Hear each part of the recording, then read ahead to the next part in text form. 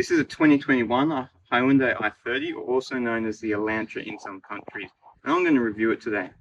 In this review, what we're going to do is we're going to have a look at the exterior of the car, then we're going to hop in the car and have a look at the interior of the car, and then we're going to take the car for a drive and see what it's like on the road. If you haven't already done so, please subscribe to my channel by pressing the subscribe button below. Having a look at the outside of this car, I don't mind it at all. I think it looks sporty, practical, and even fun. What I do like is these wheels, these 16-inch wheels on here. I like the two-tone black with the silver there. It helps make with that sort of sporty look. The tyres on it, it's got 205 wide tyres and 55 profile.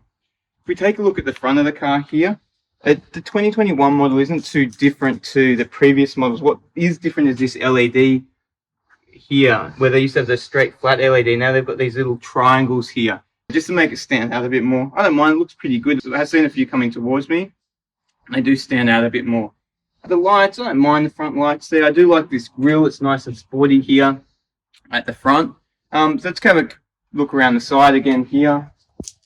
Looking around the side here, there's not too many defining things on it there. All the lines are pretty straight and things like that. So there's nothing really to talk about there, to be honest. And we'll take a look at the back and have a look at the rear of the car now.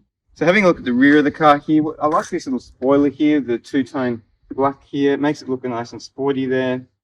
Got your reverse camera just there. The lights, I think they're just very generic looking there. Could be pretty much any car if you take off that Hyundai badge.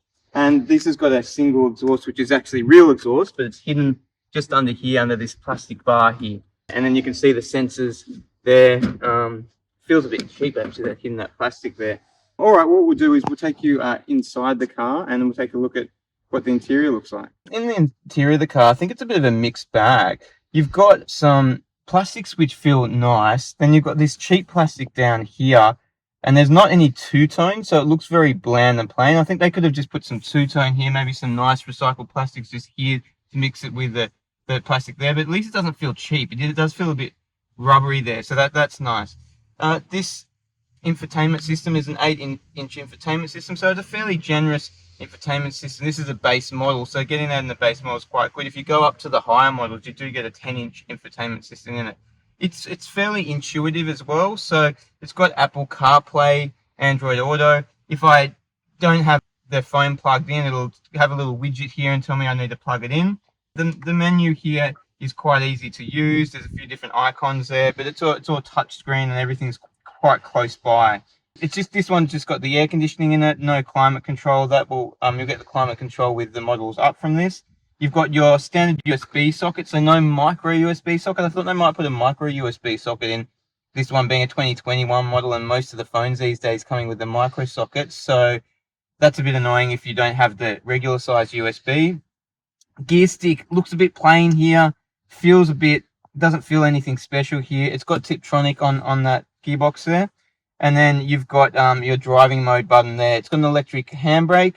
The first time I took off in this, I heard a big clunk, so it will let you know if you haven't taken the electric handbrake off, but that's the last time I've done it. The reader for that to tell you if it's on or off is on the dashboard here. And you've also got the auto hold here. You've got some cup holders down here, sunglass holders there, as you can see. So a bit of storage space. You've got a glove box. In the glove box, you've got a 12-volt socket there. The chairs, I don't mind them. They're sporty. I don't mind the pattern on it. I don't mind the pattern on the chairs at all. It looks nice. Better than the Toyota Kluger I had reviewed the other day. You got your speedometer here, and that's semi-virtual cockpit there in the middle there. The speedo is all virtual, and on the left and right, those gauges aren't. It's pretty intuitive. It changes color depending on what drive mode you're in. So if we're in normal now, if I put in eco, you can say it goes a nice green, and then you can see in sports it goes a kind of a reddy orange color there. Put it back into the normal mode there. In the center there, you've got the digital speedo. You can also see other things around your trip computer there, which I'm just going through now. So it looks all right. It looks nice and modern there. If I just take you back to the steering wheel here, the steering wheel's quite small actually. It feels all right. You've got your trip buttons there, and you've also got your cruise control buttons there. And then you've got all the radio buttons there and the volume buttons and your phone buttons there. So that's the front of the Hyundai. What we're going to do is we're going to take you around the rear and have a look at the rear of the Hyundai. So in the back here, and for a small car, you've got a reasonable amount of room. That seat there's sort of probably 3/4 of the way back. So if you've got long legs, it will be a bit further back. But I do still have a bit of room there before I touch the seat in front of me. You've got a bit of a cargo net there. You've got some air conditioning ducts there. So some of these, even some of the cheap SUVs actually don't have rear air conditioning ducts. So that's good that they've got there. The drivetrain, as it's a front wheel drive, doesn't come up too much, which is good. So that middle seat is somewhat usable there. You've got some cup holders here to store some cups there in the cup holders. And then this middle seat, you sit up a bit, but you've still got enough height there as well in the middle seat, even though it's a bit higher. I'm just under 6 foot. If you're over 6 foot, you might struggle in this middle seat, but I think you'd probably take one of these seats there. But in general, the back here is not too bad. You've got enough room, probably for about 4 people on a long trip. I wouldn't want to take 5 big adults on a long trip, but it's a reasonable amount of room in the back here. Let's take a look at the boot space. Boot space in this, it's a bit tight trying to get myself in the boot here, but I've managed to do so just. It's a 395 litre boot space in there, so still an okay amount of room there. In the back here, you can see it's got 3 tethering hooks for child seats there. I don't know if you'd be able to fit 3 child seats in there, but they're very, very, very skinny child seats, maybe, but at least you can try and fit 3 in there if you want. This has got a full-size spare tyre in it. You can see there, and you can see it's also obviously got the toolkit in there. There's no 12-volt sockets or anything in here. A few tethering hooks, stuff like that. And then the bottom of the boot here has got some channels here, so things don't roll around as easy if you've got them in the boot there. You've got the cargo cover here, and that's pretty much the boot. It's a manual close here, so no automatic close. So what we'll do is we'll jump in the car and we'll take it for a drive and we'll see what it's like on the road. In the Hyundai, driving it now, and it's pretty easy to find a comfortable position. The seating position is good. You can see it above the car reasonably well. Whereas, say, the steering wheel, you might want to adjust it a bit down though, because it just takes out the bottom of the trip computer a bit, depending on where you're sitting. So you might want to just sit it maybe a bit higher so you can just see above there and you can see all the gauges properly. What I did notice is I have taken this on a long drive, about a 3-hour drive, and I did get out of the car feeling a bit sore. So maybe it's just, I don't know what it is, but maybe it wouldn't be the most comfortable car to take on a long trip. In terms of handling on this car, I thought it rolled around a bit too much, more than you'd actually expect from a small little car. Once you get it going, it grips pretty well around the bend, but there's a lot of roll in the car, so I thought that would sort of surprise me a bit for such a small car. In terms of how the car feels, it rides quite smoothly across the bumps and absorbs the bumps well, but you still get a bit of road noise. You can probably hear that road noise coming through the car now. And when taking on the highway, you also get some wind noise from highway speeds. It's not the quietest cabin ever, so obviously they could have done some more sound deadening, but that's where they're saving the costs here, as this car's only about $25,000 on the road. So quite a nice price point. Do you see the Kangaroo just back there? And I've just noticed on the side of the road there's actually a big kangaroo sitting there, so we'll just have it show you there. He's just sitting down having his breakfast by the look of it. There he is, just chomping away on some grass by the look of it there. Yeah, so don't normally see a few kangaroos around here.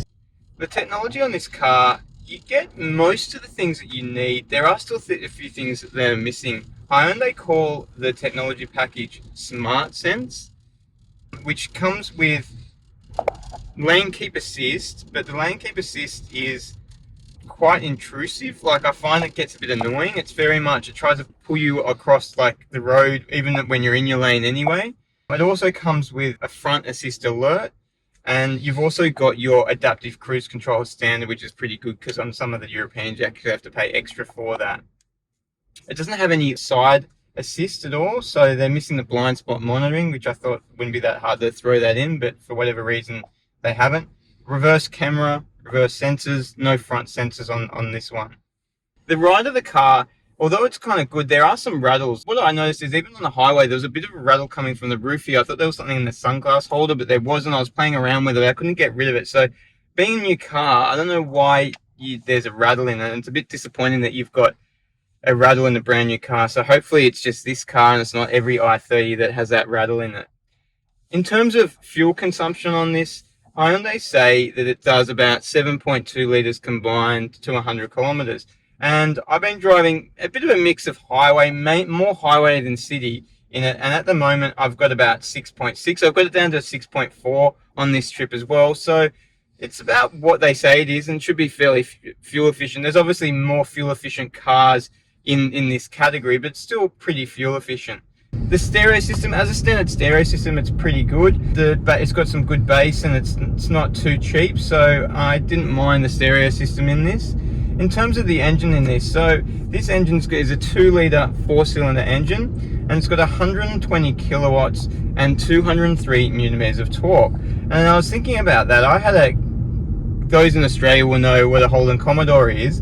A VN Holden Commodore, which felt quite powerful at the time, which had a 3.8 litre V6 in it, and that was running off about 125 kilowatts. So this is running off similar power to an older V6 sedan was back in the 80s and 90s. So that's pretty impressive. 0 to 100 in this is about 8.5 seconds. And I'll just stop here and we'll show you the acceleration of the car just quickly. So let's get a bit of a rev, so it jumps off the line. It's got a bit of a delay, but it doesn't. But it feels pretty snappy, pretty quick for just a basic 2-litre engine. So they've done well there. On the highway, even going up a hill, it doesn't struggle too much. You obviously have to put your foot down a tiny bit to get going, but generally when driving it, you feel like you've got enough power on tap there. And obviously if you really wanted to go fast, you've got the N models in this, which is obviously the more performance based models there. This has just got the standard torque converter 6-speed gearbox in it. It's pretty smooth, the gearbox. I don't feel the gear changes too much. Not as smooth as a dual clutch, but I haven't had any problem while driving it.